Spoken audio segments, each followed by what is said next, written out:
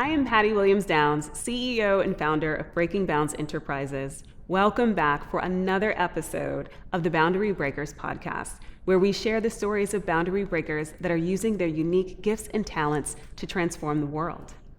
So please join me in welcoming Executive Director for the Water Collaborative, Tap Water Champion, and Boundary Breaker, Jessica Dandridge-Smith. Thank you so much for having me, Patty. I'm excited to be here. Yes, I'm so excited. This has been like a couple of years in the making. Absolutely. I cannot wait for our listeners to hear your story and what you're creating in the world. But let's start with your story. Yeah.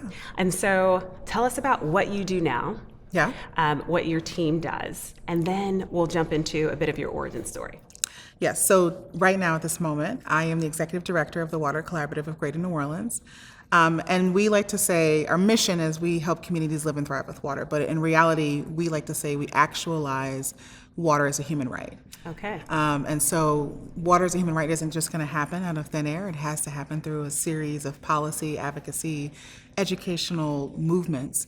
And so we are about movement building for communities through a variety of channels, bringing people together around our most important resource in the world, and that's water. Yeah, most important resource in the world. Water is a human right.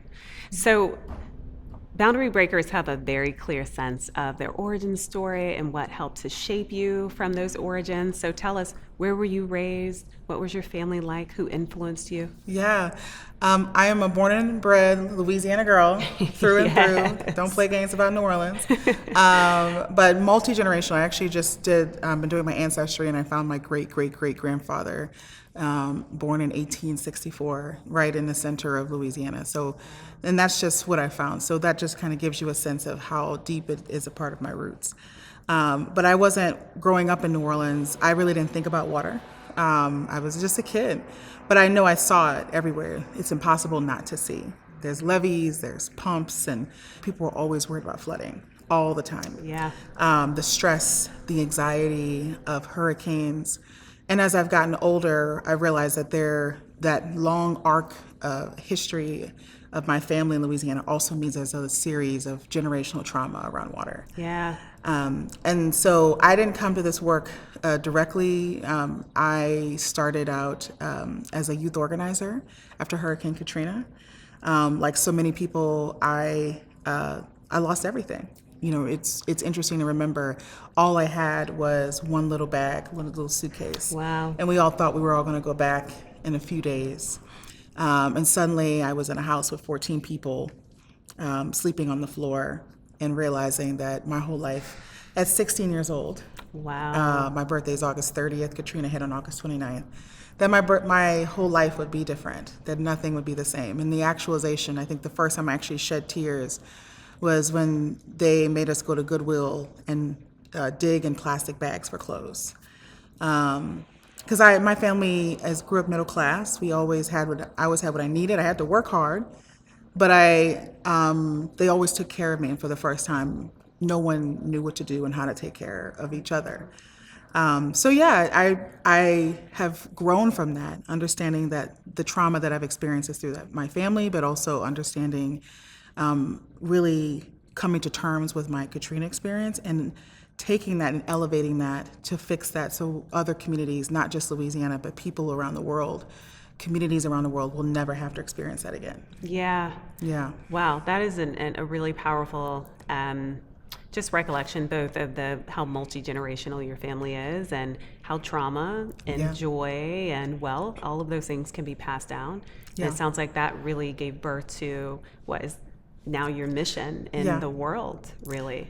Yeah, it's funny. I was really always a history buff, and so I think that's part of the reason why I love this work, is because I kept trying to understand the connections and the through lines between our stories, and why people in Louisiana stay poor as well, right? Because we are hard-working people, but we're always one of the poorest states in the union. And part of that story is because of continual disaster management, trauma management, and continual loss. We've normalized loss in Louisiana. We've normalized resilience to a point that we don't actually know what resilience means. We just think we're breathing, so I guess I'm resilient. And so, yeah, that was something that I have been trying to address in real, actual ways. I started out as a youth activist with the protests and the signs, and I realized, I said, well, this wasn't really getting us anywhere. Not to say that you shouldn't. You should. It's a great first step. But in a place like Louisiana, where there's over 300 years old, there is too much systemic racism, inequities, sexism that is built into our structures that a protest can never address. And so my vehicle is water. There are a lot of different vehicles. There are a lot of different methods. There are a lot of different challenges. But I see if you can solve the water challenge and the climate crisis that we live in, you can save a lot of lives. Yeah. So let's go there, because I was wondering, like, how did you choose water, or how did water choose you? Yes.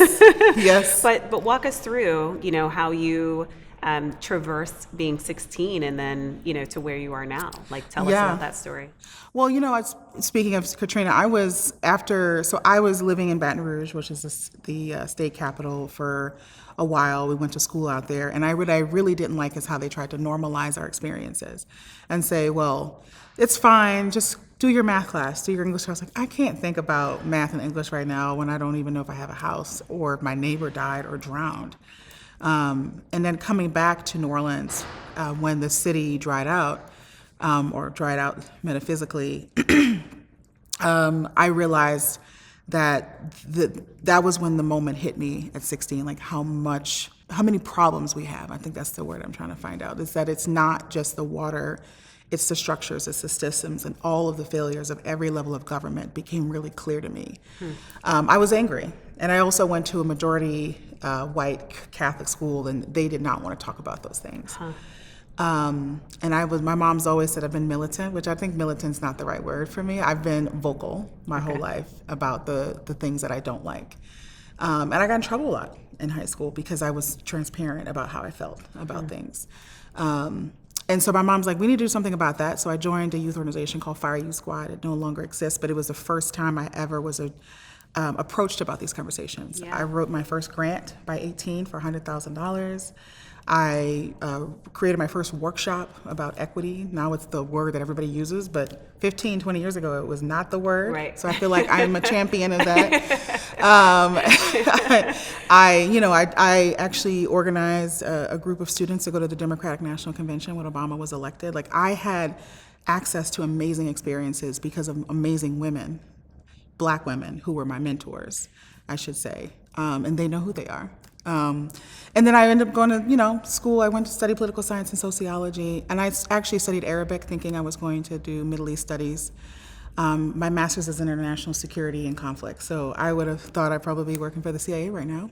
I'm so glad I did not do that with my life. But funny enough, I graduated, I applied for the Department of State and did all the things. I moved to New York City, and that's when a certain president was elected, and I realized that might not be the thing I need to be doing with my life.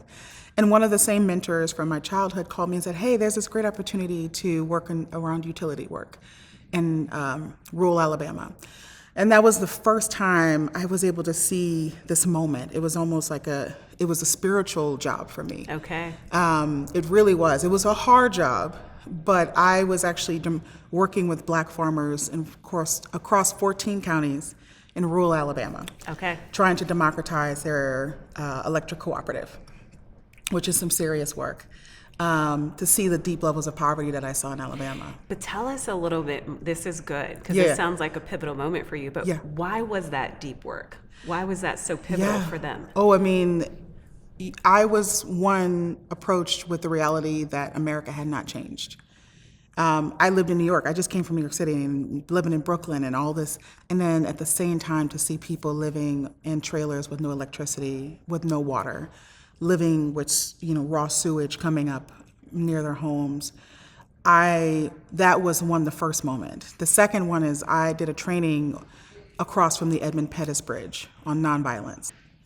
And it was such an emotional experience because you're across from the Edmund Pettus Bridge, but you are also realizing that how many ways we are every day being violent towards one another. And when I say it's not just physical violence, It's actual the words that we use, the mindsets that we use, creating barriers, creating systems where even in our most progressive ways of thinking, well, they're not invited to our club. They can't sit with us. They're not progressive enough, or they're too conservative enough. That is all a form of violence. And then the final thing is, I had an amazing Black woman who was the first Black lawyer on Wall Street, who was my program officer. Okay. She was a force. And she died in the middle of my program. Oh, wow. Yeah, she died from uterine cancer in her 60s. Wow. Educated, healthy, had all the things she needed. And she died by herself. She had no children, and I had to plan her funeral. Wow. And I was approached by grieving both her and this program, grieving the fact that how many systems had failed everybody, this woman, this community, these structures, to allow all these people to fail. And I won't name any names, but the foundation that she worked for did nothing about it. Wow. They just called me and said, thanks for your service. Then that's all they did. So I went through a deep depression after that, and I had to really find myself and say, okay, well, I learned a lot from that. I learned how to work hard. I saw successes too. I should also add that when I came into the program, when she hired me, she's like, you understand organizing, you understand community, you understand policy. I need someone who lives at that intersection, because we were having older Black farmers trying to organize each other. They weren't doing a great job. Spent a lot of time bickering. And I was able to go for, I think they had like 400 people signed up. When I left, they had 8,000 people in 2 years. Wow. 8,000 people. The goal was to change the board over, which was an all-white, mostly 70-plus board. Today, they now have, I think, 3 Black board members. It could be better if the program could have continued, but that's still a win. All of that was an experience for me about grief, about leadership, as well as about understanding systems and how to approach them.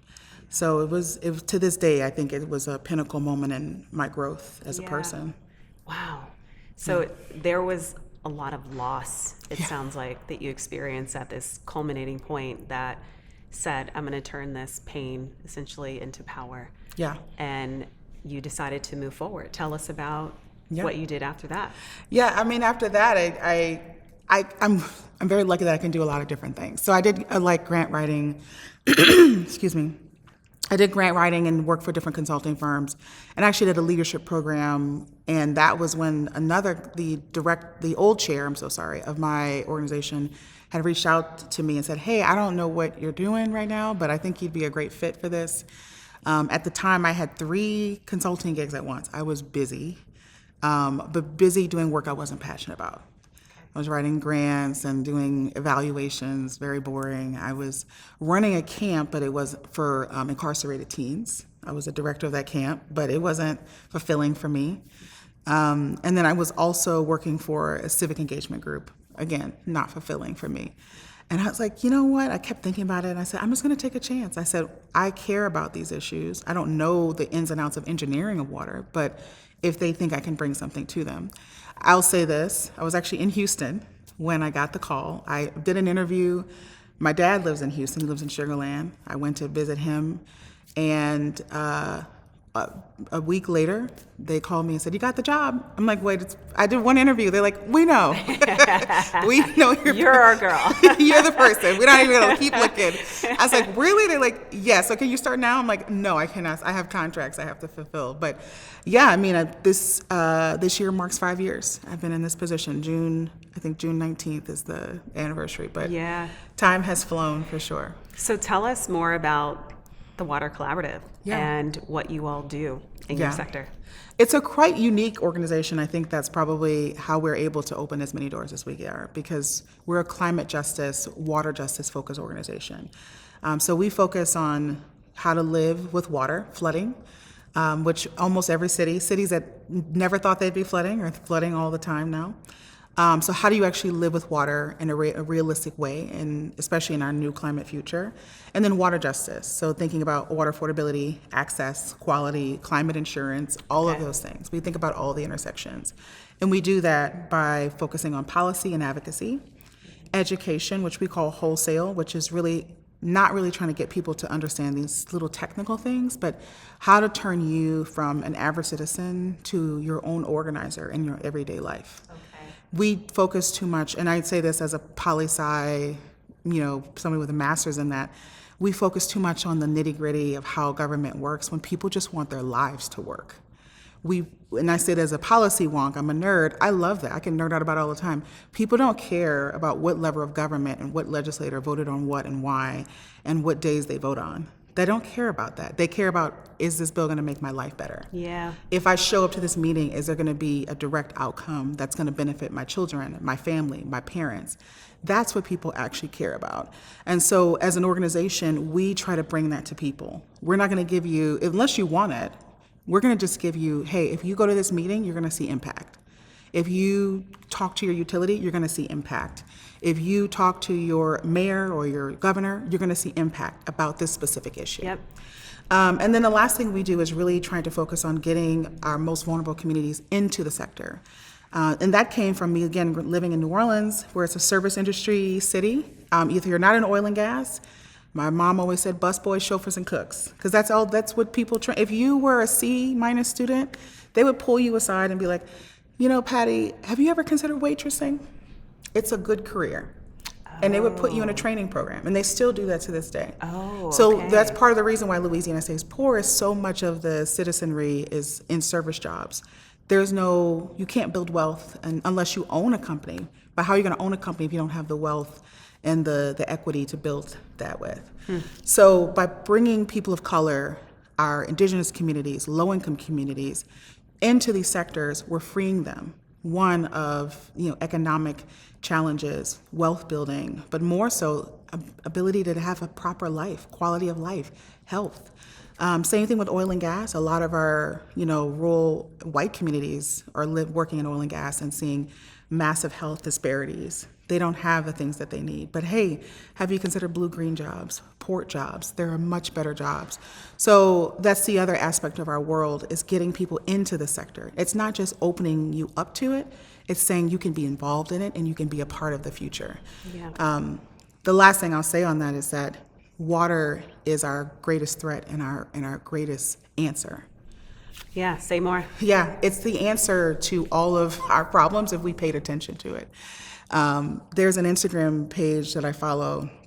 I'd have to look it up, and they show all around the world flooding happening every single day. If people knew how many cities were dealing with mass flooding, and the solutions are non-existent by our elected officials, they don't care that you drown. And I'm not saying that in a mean way. The things that actually we require, they don't want to do the hard work. What are those things? Because I feel like this is getting into why your deep belief is that water is a human right, and it sounds like it's in violation of that. Yeah, can you give us an example? So the examples of that include, some of those are more technical things, but actually, like I said, living with water, like we have that big open field across the way. That should be a retention pond. That should be a bioswale. That should be a pervious surface. A city like Houston, I think you guys just flooded not too long ago. Yep. Every time I come to Houston, I'm like, I don't think I've ever seen a city with more cement than Houston, Texas. And I have to remind people. I think people forget. I'm like, cement doesn't drink water. It just moves, it just settles. Removing cement as much as possible, re-greening our spaces, green roofs, green walls. And again, that's not just, to benefit the flooding. It actually benefits your electricity bill. It reduces your overall cost. It improves your air quality, livability of cities. And it doesn't necessarily impact gentrification. You can have a super green community and no gentrification happening. But that's, again, if your community is looking out for you. The other parts of it is infrastructure. We don't invest in the things that we actually need. You need the cement sometimes to actually move the water and get it out of our cities. The investment is not there. I believe the United States overall has reduced water infrastructure funding by 80% since the New Deal. Why is that? Well, what's your hypothesis good old-fashioned around Reaganomics. that? You pay for it, not me. But the reality is water infrastructure is one of the most expensive infrastructure systems in the world because you use it every day. How many times do you go to the bathroom? How many times are you looking for a glass of water? How many times do you need to take a bath, take a shower, wash your dog, wash your baby? You need water all the time. So what does that mean? Their infrastructure system is feeling that all day. A pipe main, lasts about 75 years, and I believe something like 70% of the entire country hasn't had a water main replaced in over 75 years. Water is the foundation of life and the U.S. economy. So, what would it cost to revitalize our aging water infrastructure?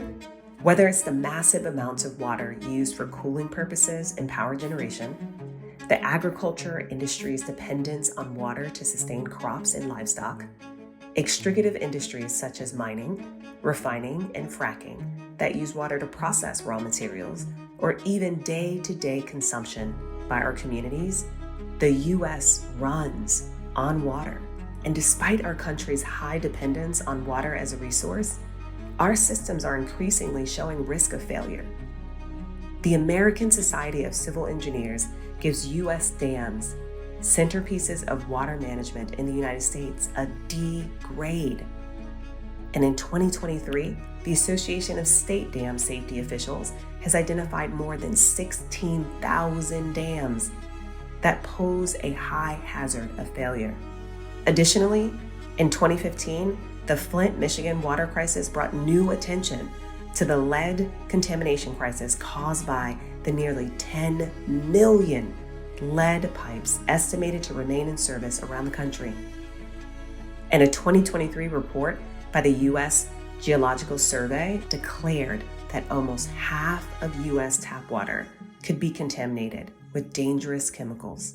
And while the Environmental Protection Agency estimates that the country will need to spend more than $744 billion over the next 2 decades on infrastructure, including pipes, treatment plants, and wastewater management facilities, a 2020 study by water utilities, engineers, and advocacy groups estimated that making all the needed investments in U.S. water infrastructure would add, get this, $4.5 trillion and 800,000 jobs to the economy by 2039. As Jessica said, water is truly our greatest threat and our greatest answer. Our infrastructure is failing at this very moment. Everything is broken. I'm not saying that to be fear-mongering. It's a reality. So when you see this flooding, it's 2 things that are going on. Or 3 really. How we built cities, that we don't build with the environment. Even though we live in a swamp, Houston's a swamp, New Orleans is a swamp, there's a lot of places that are swamps, and we treat them like it's Arizona. It's crazy. We shouldn't live that way. The other part is our infrastructure is failing at high rates, and there's no investment, no money for that, because they think you, the ratepayer, should pay for that. There's no reality in which ratepayers can pay for all that infrastructure. Because it's just too expensive. It's just too expensive. Yeah. Especially now, then we had climate change, where we're having rain burst, supercells, tropical storms. They're saying that the National Oceanic Atmosphere and Oceanic Administration is now saying that there's going to be Category 6 hurricanes now. Wow. They don't want to announce it, but they told all the climate people, just be aware, we do believe there'll be Category 6s. Wow. I mean, think about the tropical storm that just passed over Houston. Growing up, even in Louisiana, tropical storms would dissipate. After they make land. Katrina is always, Katrina. Katrina fell apart after she hit southeast Louisiana. She didn't even make it past Louisiana. But now, it went all the way up to New Jersey, flooded New Jersey. Yeah. It carries, the strength of the storms are they're much more powerful. All of these things require our attention. They require us to focus on them. Because, like I said, a world without water and a world with too much water is not livable. So I want to go back to human rights and sort of ask you to elevate for listeners what you see that's happening in the world that may be in conflict with that when it comes to water, or compromising someone's human right to water. Yeah. Well, one of the biggest challenges has been the overturning of the Chevron doctrine. And for those who are listeners right now, what is a Chevron doctrine? It's been pretty much, I believe, a 40-year law. When policy is made, let's say the Drinking Water Act or the Clean Water Act, the politicians sign off on it, and then they kick it to an agency to actually define what clean water is, what drinkable water is. And so these interagency individuals, usually who are experts in the field, they're not just anybody, they're people who have years of experience and say, well, this is what drinking water is, and if you drink too much of this, this is what's going to happen. So for instance, like the lead and copper rule, right? There are rules around how much lead is too much lead, although there's no actual good lead amount in your body, but they can say this is the safe level and then this is the danger level. The Chevron doctrine being overturned is terrifying to those in my industry and for multiple industries, but I'm just speaking to water at this moment because it takes away the power of those agencies. Those agencies were our gatekeepers, really and truly. They were gatekeeping corporate power. They were gatekeeping folks that had ulterior motives, politicians and those who didn't have our best interests at heart. And without the Chevron doctrine, that means that anybody could essentially, you can go and challenge any law that you don't want to have to deal with. So actually just recently this week, one of the biggest PFAS, which is forever chemicals polluters, is actually the U.S. Army. The U.S. Army is actually the biggest polluter of PFAS in the United States of America. They just challenged a recent PFAS ruling by the EPA and said, we don't want to take care of that because it's expensive to do PFAS remediation. They say, well, we're going to sue, so we don't have to do that. Before the Chevron doctrine was overturned, that wouldn't have been possible. If the law is the law, it's the law. The law says, the EPA says, you have to do this PFAS remediation. You can now challenge, Patty, if you didn't build a building, a high rise somewhere, and you were building on top of a marshland, and if you would have any kind of environmental damage, you could just sue and say, I don't really like that law. To do away with it. And that allows for judges, the biggest part is that judges are the decision holders now. Now, judges are still people. Just because you understand the law doesn't make you above the law. And they're not experts in water or any policy for that matter, especially environmental policy. They don't really know, is PFAS at a 10 parts per billion or 1 part per billion going to make a difference in someone's life? A judge doesn't understand that. And so the Chevron doctrine was literally our protector for environmental issues across the country, air, land, water, all of it. And so now for the first time in my lifetime, everything that we know that makes for clean water, drinking water, protections of parks, protections of marshlands, protections of state parks even, they're all up for grabs. A corporation could say, I want to build a solar plant in the middle of Yosemite Park because it's my goodwill. They could sue, and a judge, and we know judges don't necessarily have to be fair or correct, could rule in their favor. Okay. Everything depends on the judge. And the other thing I'll say to that in closing is that depending on where you sue, the Fifth Circuit Court of Appeals is the most conservative. Who's in the Fifth Circuit? Texas and Louisiana. You can take a lot of things down using the Fifth Circuit. So it's dangerous territory for everybody. It's also dangerous for corporations too, although they have more to win, because they could maybe even say, hey, I want this. And a judge's personal opinion is, I don't really like Doritos, so I'm not going to let you have this thing. It's personal. Nothing about policy should be personal. Everything should be nonpartisan. Everything should be based on fact. And I'm saying this as someone I live my life in a certain values, with a certain moral compass. But when you're in a place of creating policy to protect people, that should be of the utmost importance.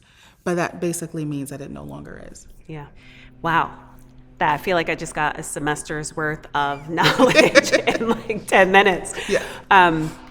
So this sounds like quite a journey, right? From community organizing, but specifically in your last 5 years as the executive director. And, boundary breakers are often, and you and I have talked about this, traversing a lot of these storms alone. And so talk to us about your leadership journey. So the work matters, right? Yeah. But talk to us about what barriers have you had to break along the way? Oof, every barrier. I don't think that even to this day, I felt bad. I'm getting an award for something, and I guess I don't know if I can talk about it or not, but I'm supposed to be the GRIST Environmental Justice Leader of 2024. Wow. One of the 50. And they said, what are you hopeful for? Thank you. And I was like, not much these days. Now, this is pre-Kamala, there was a lot of darkness. But I think to your point, every single step has been a challenge. No matter what I was doing, whether it was climate justice, whether it was social justice. I started out around equity in education, that public schools deserve equal funding, that charter schools is just is a money laundering system, and that doesn't really actually benefit children, hence why American education is not improving through a privatized educational system. I had so many boundaries to break to get past that. So, but I would say in summary, me being, and I don't know if you felt this way, Patty, but being a Southern Black woman, people come to you with a lot of stereotypes. And I feel the need, even to this day, even with all my accolades, even with all my awards, to constantly be like, no, no, and no. And you should believe me. And you should believe me. Yeah. And a lot of times people don't. Because people think Southern people are stupid. I'm being really frank, especially when you say you're from Louisiana. They're like, oh, you poor thing. I'm like, I'm fine. It's really you that's the problem. I think the other part of that too is that my leadership struggle has been navigating my needs and then navigating the needs of the people that work for me. Okay. I have been in a leadership role for a long time, but not at this capacity, where I have 10 full-time team members. They need insurance. One of my team members is about to have a baby. She's going on maternity leave. And navigating the right thing and the realistic thing. Because that's a hard thing, is that people, especially with the TikTok world, they're like, your boss should give you this and that, but they don't understand that those things cost money. Yeah. Those things cost money, and no one's helping me to do that. I spend a lot of time thinking about them and not enough time thinking about myself, because I care about them. Even if we don't agree, I care that you can feed your 2-year-old toddler at night. I care that one of my staff members, he takes care of his grandmother. I care that you can take care of your grandmother. Yeah. I care that, you can just have time with your family. That sometimes has often led to me not taking care of myself. And that's also a structural problem where we don't have the systems in place for that. I think the other part is people think nonprofits isn't a business. It's just a business for good. I still got to file taxes. I still got to pay income taxes. I got to do everything else everybody else has to do. Yep.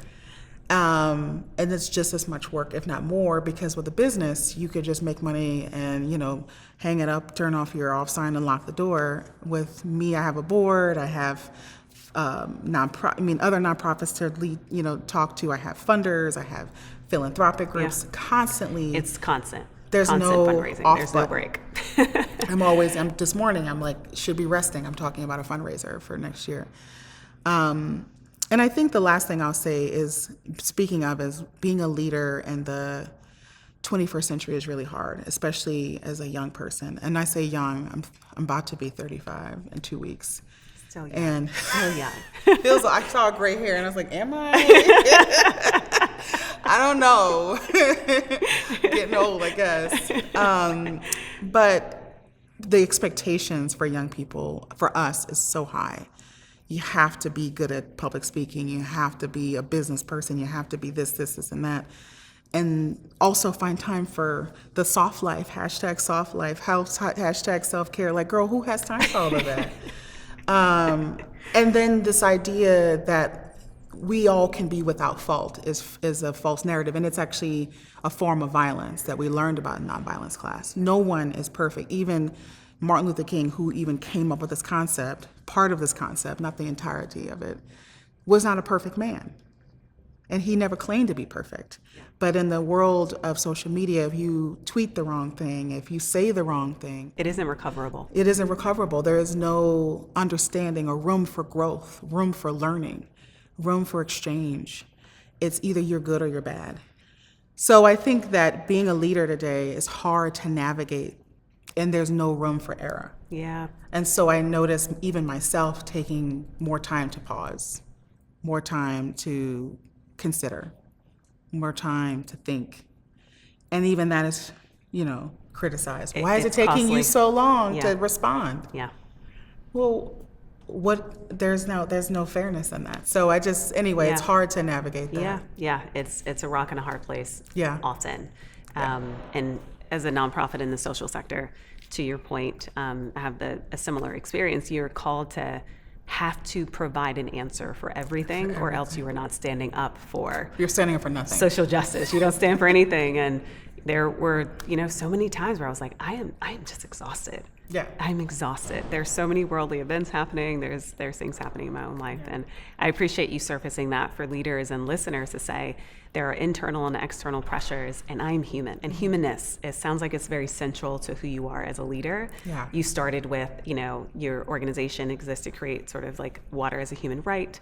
You are trying to ensure that, people see you as a human, that you see yourself as a human. Yeah. And so tell us, how is TWC doing that in the world? Like, what makes you all unique in your space? You've kind of summed it up really well. We take a human approach to climate justice. And I was really excited to come to this work. As someone who didn't grow up in this sector, I lived in it, but I didn't grow up in it. I don't have a degree in environmental science. Being really frank, a lot of environmental justice and climate justice leaders are not welcoming to people who are who maybe don't understand, maybe on the other side. Because there is a level of elitism in environmental justice. I'm just going to call it out, call a spade a spade. There is a level of elite. If you're not buying enough thrifted clothes, and if you're not riding a bicycle every day, if you're not giving up things that you like, if you're not a vegan, you're not good enough. That is a fallacy and a losing strategy. The Water Collaborative brings everyone together around climate. Everyone is valuable to this conversation. We are a village, and the village requires everybody to be present. So whether you're the storyteller, whether you're the engineer, whether you're the chef, whether you are, just anybody who's just existing, don't know where you belong here. Yeah. Water includes all of us. Yeah. So I think that is our approach, is in our name, collaborative. Every program has a collaborative partner. And when I say collaborative, it's not in a superficial way like we think with some other sectors where I called such and such and I'm giving them 5% of our proceeds or 10%, and you might stick their logo on something. That's greenwashing. That's not real partnership. Yeah. We partner with people, real people. We say, hey, this is a program idea we have. What do you think about it? How do you want to share responsibility? Do you want to share responsibility? Do you just want to be a receiver? Right. Or do you want to actually plan it and we be the receiver? Yeah. Well, I was actually going to ask you that. Yeah. Because it sounds like you all are making space to say, we are for people. We're going to create a human experience. We're going to, like you said, bring folks together so that we're making these decisions together. And you're going down a good path, which is, who are your co-conspirators in this? Everyone. And I'm not just saying that. And when I started this organization, it was very science focused. I'll be very clear. So my predecessor, there was a director before I came around for 2 years. He is an engineer by trade. So a lot of the people, when I came in space, was like, oh, there's a little bit stuffy environment, right? Engineers, planners, landscape architects, these kind of folks that work in the green infrastructure space.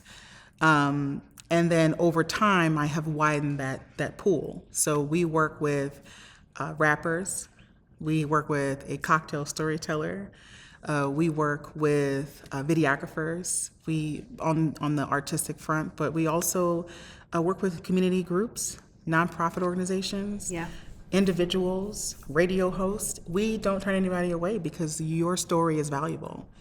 Because water touches literally everyone. Literally everybody. Yeah. And everybody has a role to play. I think that is the confusion about the climate justice spaces and the nonprofit spaces, that it's my job to fix all of this. No, sweetie, this is why we're here. I can't fix this by myself. Yeah. So what would you tell folks about the roles that they can play? Because I also think this is a part of like a limited education. And I shared with you that, how much you had educated me as an individual, but also as a leader. What role can people play? Oh my goodness. I mean, I always tell people the first step is to just open the door. Because again, and understand that not all climate activism is elitism, or that you're not included in that. You could be a truck driver and an oil and gas guy and still be a climate activist in your own way. every little step counts. So obviously, as opening up your world, like sometimes it's just a podcast. Like here we are. Start with a podcast, start with a TV show. Start with a YouTube channel. There are tons of Instagram profiles that are really approachable for people who are like, I just want to know a little bit, dabble in. And the thing about this work is that it's big. You can do anything in this work. And it's a lot of transferable skills. So for instance, if you are somebody who works in oil and gas, this is probably the more extreme example, your skills are exactly transferable to solar and wind. You don't have to do that much work to change over. Obviously, if you're an educator, you could be teaching science, but you can also teach environmental science. If you're a math teacher or an English teacher, incorporating environmental work into your curriculum. It's simple steps like that. It doesn't necessarily need to be, I'm going to drop my whole life and go live in the woods and, take a bike to work every day. If you want to, do that. If that makes you feel good, if that gives you hope. But the reality is that the only way for people to be involved in this is to know that you don't have to change that much right off the gate. Now, I do a lot of things in my personal life that I know I'm okay with, but I'm also things that I'm not okay with because I don't believe in it. Like electric vehicles, I have a qualm with that because of cobalt mining. And that's another form of greenwashing because really cars should be able to run off the sun. The cars should be able to do way more than we are allowing them to do. I had a conversation with a billionaire from Switzerland, and he's like, that technology exists. We just choose not to because you can't make money off of things that don't need repetitive, repair. Costs, yeah. So I have my own feelings about that. That what's worse, it's like dime here or dime there, like oil and gas or cobalt mining, and those cars, Teslas and so on, they just go into the trash. They don't even recycle those cars. Mm-hmm. How useful is that? So the best you can do as a person is take action in your own life. It's the small steps. Reducing your plastic use is a really good first step, to be frank. Stop drinking bottled water. I could talk about that all day long. Please don't drink. Listeners, stop drinking bottled water. Please. There's no health benefits to you. It's full of PFAS. It's full of microplastics. It actually is going to lead to cancer. Drink water from a glass. Drink water from a can. Do not drink plastic. And that's the first step. And then there's other small things that follow from that. Because once you start realizing how much plastic is harming our bodies, it's messing with all parts of our hormone systems, all parts of birthing, our health. You understand, and that's not to say you can't enjoy good food. I'm a Southerner now. You can't tell me not to eat mac and cheese and some gumbo. Yeah. But there are ways to do it that are healthier. Yeah. So those are just small steps, like everything. Just small like it's steps. like when you're losing weight and you're like, don't go too extreme and go to, CrossFit, right? I wouldn't recommend anybody go do that if they haven't walked for 6 months. Yeah. Just start with a 10-minute walk. It's the same thing with environmental work. Okay. Small steps. Small steps. Okay. Yeah. So the last question has more to do with sort of putting the mirror back to you as a human and as a leader, which is you can fill in the blank. I want to leave a legacy that. Oh. I want to leave a legacy that ensures that the next generation can live a life of joy. Because that's all you can really do. No matter what I do, I can't make this world perfect. And no matter what I put my hands into, there's no guarantee that anybody will remember me. I could die tomorrow and people are like, well, she was great. And then 10 years later, I'm just dust. But if I can say that I made someone's life a little bit better, that one thing that she did 50 years ago or 10 years ago made a difference, then I've done my job. Then you've done your job. Yeah. You've done your job. I love it. Thank you so much for being here. Literally every time I talk to you, I feel like I'm like back in college where I'm just like, whoa, this is like so great, for the best classes. And I just appreciate your grace and your honesty and candor. And thank you so much for being a true boundary breaker. Thank you, Patty. Thank you for having me. And that's another episode of the Boundary Breakers podcast, where we are amplifying the voices of leaders who are transforming the world through their unique gifts and talents. As you have heard, boundary breakers rarely get there alone. If you are a current or aspiring executive seeking to enact meaningful change in your organization and the world, visit our website and learn more about Boundary Breakers strategy consulting and executive coaching services. Or if you believe you fit the profile of a boundary breaker with a message that has the potential to inspire our listeners, share your story with us through the email address in the description. Finally, don't forget to like and subscribe to be the first to know when the new episodes are uploaded. Until then, continue breaking boundaries.